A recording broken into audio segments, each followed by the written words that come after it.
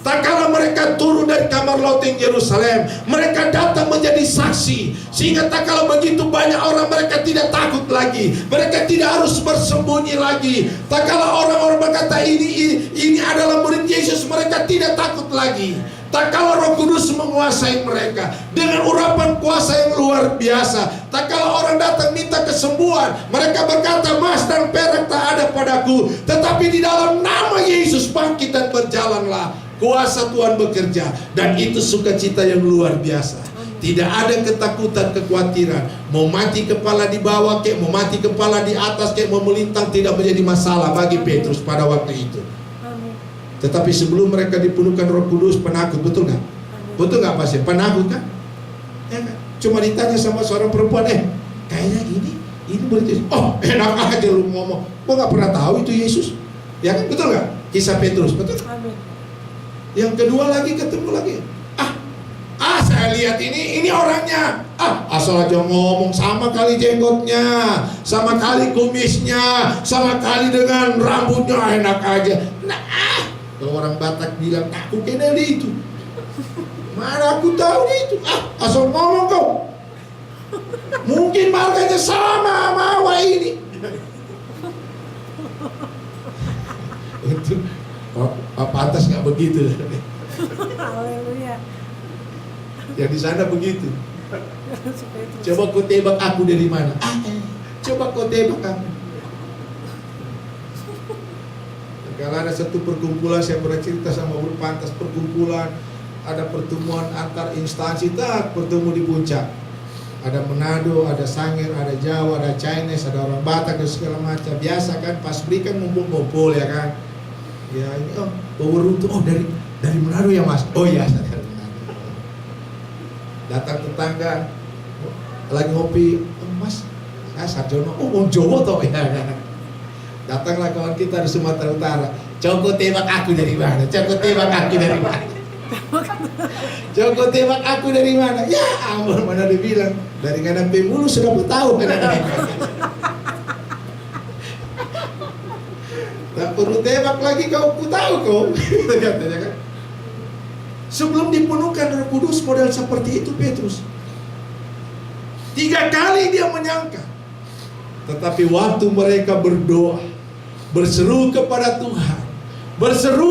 Tuhan, Tuhan memberikan Roh Kudus. Tuhan mendekatkan diri lagi, bukan lewat satu pribadi yang berbentuk fisik, tetapi satu kekuatan yang masuk di dalam diri mereka, dalam berbentuk roh. Dan itu yang membuat mereka tidak takut lagi. Waktu turun dari kamar loteng Yerusalem, mereka turun ke bawah menjadi saksi, tidak peduli.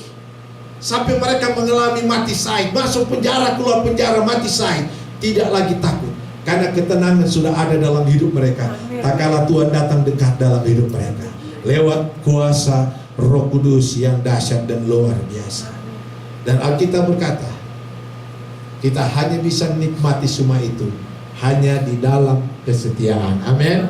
Berdoa, berseru di dalam kesetiaan, terus menerus dalam situasi kondisi apapun, terus menerus di dalam kesetiaan. Saya akan baca satu referensi dari kitab Yohanes pasal yang ke-15. Kitab 1 Yohanes pasal yang ke-15. Ayat ini berkata begini, ayat yang ke-7. Kitab Yohanes 15 ayat yang ke-7.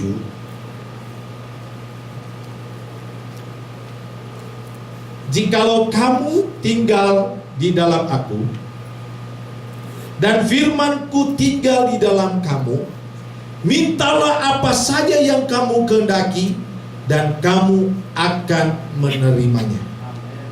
Amin. Dalam terjemahan lain, dalam bahasa Inggris, kalau tidak salah terjemahnya begini: jika kamu ada tinggal diam, amin. Jika kamu tinggal diam di dalam aku. Kalau dalam bahasa Indonesia, jikalau kamu tinggal di dalam aku. Tetapi dalam bahasa Inggris kalau tidak salah, jikalau kamu tinggal diam di dalam aku, dan firman-Ku atau perkataan-Ku tinggal diam di dalam kamu, tinggal diam di dalam kamu, minta saja yang engkau kehendaki, maka engkau akan menerima. Kalau dalam bahasa Yunani lebih enak lagi. Jikalau kamu tinggal menete. Menete itu artinya menetap. Jikalau kamu tinggal menetap di dalam aku, dan firman-Ku tinggal menetap di dalam kamu, minta saja yang engkau kehendaki, maka kamu akan menerima. Berarti kalau kita ingin menikmati sesuatu, kita harus menetap di dalam Tuhan. Amin. Tinggal diam di dalam Tuhan. Di dalam situasi apapun, minta saja apa yang kamu kehendaki, maka kamu akan menerimanya. Itu hanya berlaku kepada orang yang berseru kepada Tuhan, yang menetap dalam situasi apapun. Tetap Tuhan adalah satu-satunya. Dalam kondisi apapun aku mau tetap tinggal diam, tidak mau keluar dari lane. Amin. Kalau kita drive lalu ada construction, betul? Ya kan? Kan itu kadang-kadang untuk menghindar dari bahaya ada sign. Ya. Artinya sign itu kalau saya bisa terjemahkan dengan bahasa Inggris saya yang agak-agak kurang lebih begitu, begini. Jangan keluar dari lane ini. Jikalau kamu keluar, kamu akan bahaya. Tetap di dalam lane. Artinya tetap di dalam jalur itu. Karena apabila keluar, bahaya. Itu yang Tuhan. Kita berkata tinggal menetap, ada di dalam lane-nya Tuhan, jalurnya Tuhan. Apapun yang datang, ikutin jalur itu terus. Nah, kalau orang berkata kepada Bartimeus, jangan, dia tidak peduli. Dia tetap berteriak kepada Tuhan. Artinya ada di dalam prinsip itu, bahwa hanya Tuhanlah yang sanggup menolong saya. Hanya Tuhan yang sanggup melepaskan saya. Dan Alkitab berkata kita keterima semua itu asal dengan setia tetap. Bukan hanya dalam waktu-waktu yang sementara. Bukan hanya waktu yang sementara. Oleh sebab itu ini poin yang pertama yang setanggap, bahwa tak kala kita dekat dengan Tuhan, kita mendapat ketenangan. Dan ketenangan itu hanya kita miliki juga tak kala Tuhan dekat dengan kita. Dan kriteria Tuhan dekat dengan kita adalah yang pertama, kita adalah orang yang senang berseru kepada Tuhan. Artinya orang yang senang berdoa. Dan doa kita itu bukan hanya bersifat sementara, tetapi saya percaya seterusnya tetap setia. Dan yang kedua dari ayat 19, Tuhan dekat kepada orang yang takut akan Tuhan. Amin.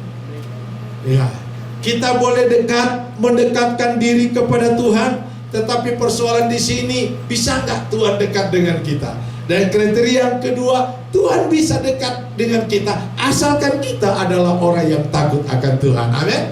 Ya, Mazmur 145 tadi ayat yang ke-19. Tuhan dekat kepada orang yang takut akan Tuhan. Kalau kita takut akan Tuhan, bukan seperti takut apa ya?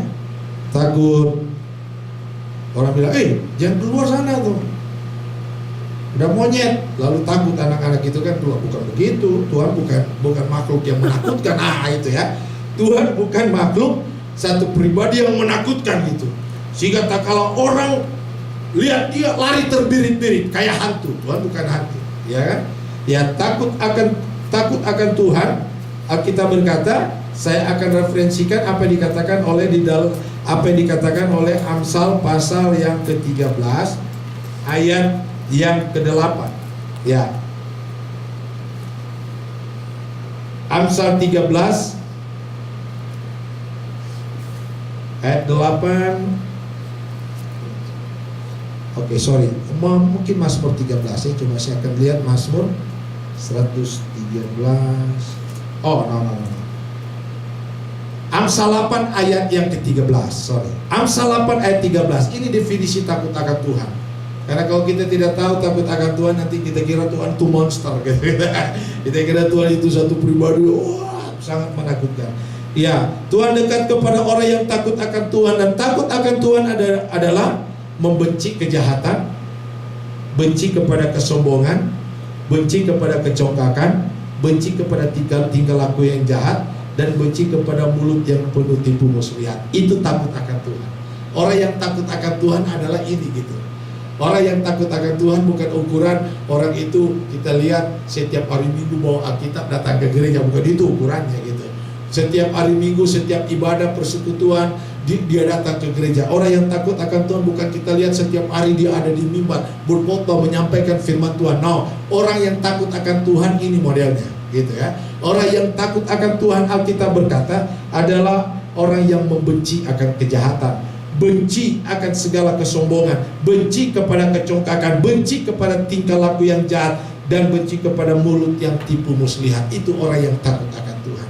Dan tak kala kita memiliki kriteria seperti ini, di waktu kita mendekatkan diri kepada Tuhan, maka tidak ada alasan untuk Tuhan tidak mendekatkan diri kepada kita. Amin. Dan tak kala Tuhan mendekatkan diri kepada kita, apa yang Alkitab katakan, maka disitulah ketenangan menjadi bagian hidup kita. Amin. Ya, oleh sebab itu mari kita sama-sama mendekatkan diri kepada Tuhan dengan cara tunjukkanlah kita pribadi yang takut akan Tuhan. Takut akan Tuhan bukan sekedar kita tunjukkan ke aktivitas kita di dalam melayani, aktivitas kita di dalam bergereja, atau aktivitas kita di dalam menolong orang lain dan segala macam. Tetapi takut akan Tuhan, apa yang dikatakan Sulaiman di dalam Amsal pasal 8 ayat 13 adalah membenci kejahatan, membenci segala kesombongan, membenci segala kecongkakan, segala macam dan segala macam. Tak kala itu menjadi bagian hidup kita, saya percaya Tuhan akan dekat dan Tuhan akan memberikan ketenangan dalam hidup kita. Dan ketenangan adalah merupakan dambaan setiap orang. Dan saya percaya kita dalam mendambakan hal itu. Dan yang terakhir, pada ayat yang ke-20 Alkitab berkata adalah Tuhan dekat kepada orang yang mengasihi Tuhan. Amin. Ya, mengasihi Tuhan. Kalau saudara membaca kitab Yohanes pasal 14 ayat 21 sampai dengan ayat yang 24, di sana ada definisi tentang mengasihi Tuhan. Apakah mengasihi Tuhan itu? Alkitab mengatakan ada dua hal yang saya lihat definisi mengasihi Tuhan. Mengasihi Tuhan yang pertama adalah orang yang memegang firman Tuhan dan melakukan firman itu. Itu adalah orang yang mengasihi Tuhan. Yang kedua, orang yang mengasihi Tuhan adalah orang yang menuruti segala firman Tuhan. Kalau kita baca di dalam Yohanes 14 ayat 21 sampai 24. Oleh sebab itu mari kita tunjukkan kasih kita kepada Tuhan. Tuhan tidak menuntut sesuatu yang lebih. Tuhan cuma menuntut supaya kita, apa yang kita pegang terhadap firman itu, mari kita lakukan dalam hidup kita. Ya, kita lakukan dalam perjalanan. Dan apa yang kita sudah dapat firman itu, mari kita turut terhadap firman itu.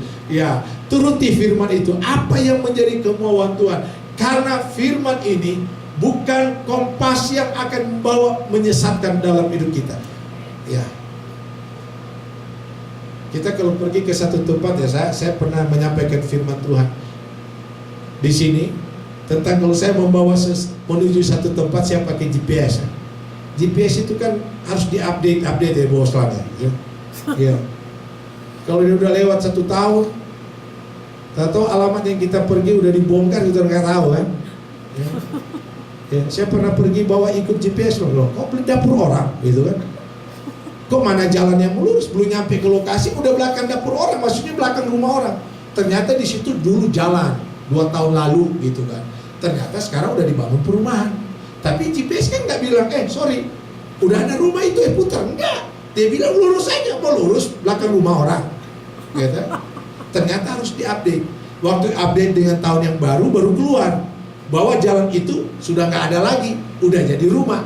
Tetapi 2 tahun lalu masih jalan gitu kan? Iya kan?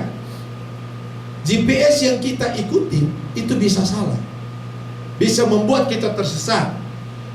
Tetapi firman Tuhan, kita turuti firman Tuhan. Amin. Yang saya bingung kadang-kadang GPS yang bisa tersesat kita ikuti, masa firman Tuhan yang tidak menyesatkan kita sulit ikut. Amin. Ya, ini logikanya kan. Kadang-kadang kita kurang yakin gitu terhadap firman, ya kan? Iya sih, betul sih, tapi betul gak ya? Benar sih. Saya sudah berapa kali baca ayat itu. Bahkan saya sudah berapa kali dengar firman Tuhan itu. Pendeta kota. Tapi saya lagi mikir juga. Bayangin aja. Udah dari Tuhan masih mikir. Tapi kalau di GPS kita percaya banget. Ya. Apalagi kalau kita pegang kompas, ya kan? Kayaknya percaya banget kan? Kompas bawa kemana-kemana kan percaya gak? Kalau kompas kita bisa percaya akan menuntun kita keluar, pergi ke tempat tujuan yang kita inginkan. Masa firman Tuhan kita nggak percaya untuk diikutin? Amin.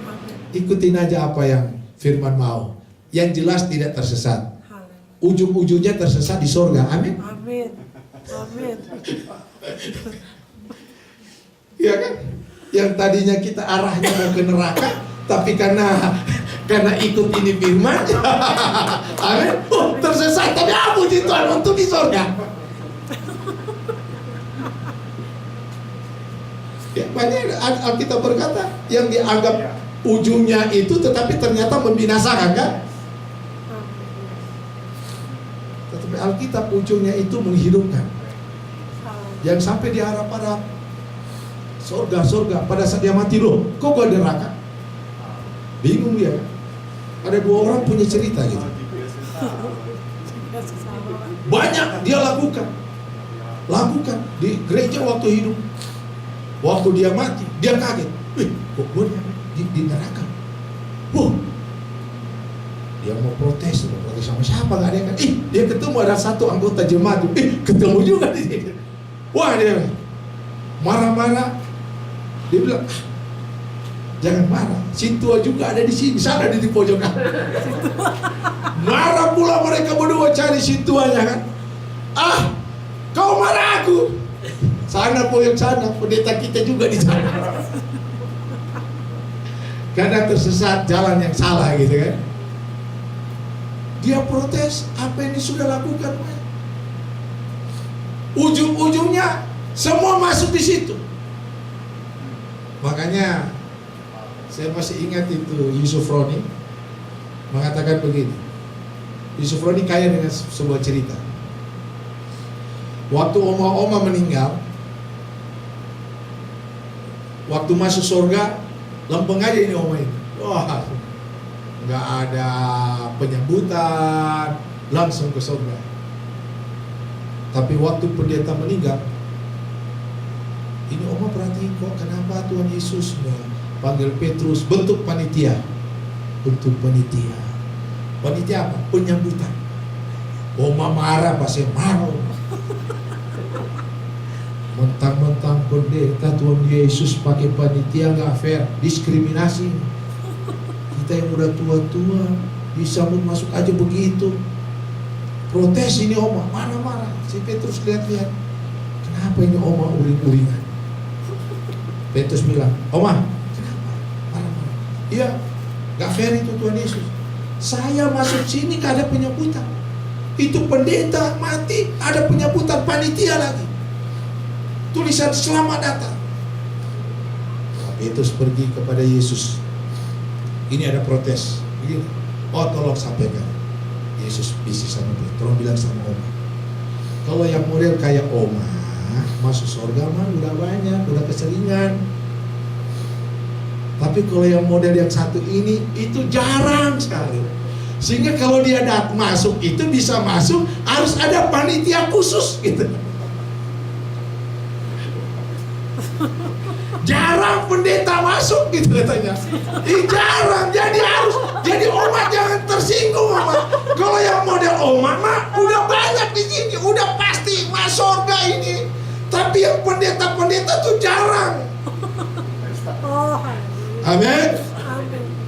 Jemaat jangan saling harus mengampuni, pendeta sulit mengampuni. Makanya sulit dia itu. Kata Petrus, kata Tuhan Yesus. Pendeta kalau khotbah, hai mengasihi, hai mengampuni, jangan menyimpan kemarahan. Ada pendeta yang sudah 10 tahun gak saling tegur, sulit masuk surga gitu. Yesus bilang begitu, bukan saya. Sehingga kalau masuk itu makanya harus ada panitia khusus gitu. Welcome gitu kata. Selamat datang, karena jarang. Oma jangan tersinggung oma gitu. Oh baru tahu gitu kan. Ya kan? Ya. Malah ada pendeta nggak masuk surga, supir taksi yang masuk surga. Gitu. Karena supir taksi lebih banyak bikin orang bertobat. Kalau dia udah ngebut, yang di belakang tinggal berdoa, Tuhan, Tuhan, jangan sampai kecelakaan. Oh Tuhan, berdoa terus penumpang geledah. Sehingga pendeta sulit suruh jemaat berdoa terus kan. Sopir taksi paling gampang. Ada dua sopir yang paling gampang bikin orang bertobat dan selalu berdoa. Sopir bajai dengan sopir taksi. Orang penumpangnya berdoa terus berpatah, ya kan? Ya, wah Tuhan bilang sering-sering lah. So ini jarang berdoa di rumah kan? Di taksi dia berdoa terus, gitu kan? Nah Alkitab berkata, mengasihi Tuhan, memegang dan melakukan perintah Tuhan dan menuruti firman-Nya. Amin. Ikutilah aja firman Tuhan. Jelas firman ini tidak akan menyesatkan kita. Amin. Tidak akan membuat kita kesasar. Tidak, dia sedang menuntun kita pergi ke satu tempat yang sangat kita dambakan dalam hidup kita. Satu tempat yang kita impikan, surga yang kekal selama-lamanya. Firman ini menuntun kita akan membawa kita menikmati situasi apa yang kita harapkan. Ketenangan itu, kedamaian itu, sukacita, ketentraman hidup di dalam Tuhan itu firman Tuhan. Dan yang terakhir ayat yang ke-21, yang terakhir, Tuhan dekat kepada orang yang mulutnya selalu mengucapkan puji-pujian. Amin. Ya, puji-pujian. Tuhan senang dengan orang yang sedang memuji Tuhan. Dari Mazmur 145 ayat 21. Tuhan senang. Oleh sebab itu Mazmur 150 ayat 1 sampai ayat 6 Alkitab berkata, biarlah segala yang bernafas memuji Tuhan. Amin. Semua, saya percaya kita semua adalah makhluk-makhluk yang bernafas. Mari kita memuji Tuhan dalam segala situasi, dalam keadaan apapun. Mari kita memuji Tuhan. Karena nafas yang Tuhan berikan. Alkitab berkata, biarlah segala yang bernafas. Mazmur 150.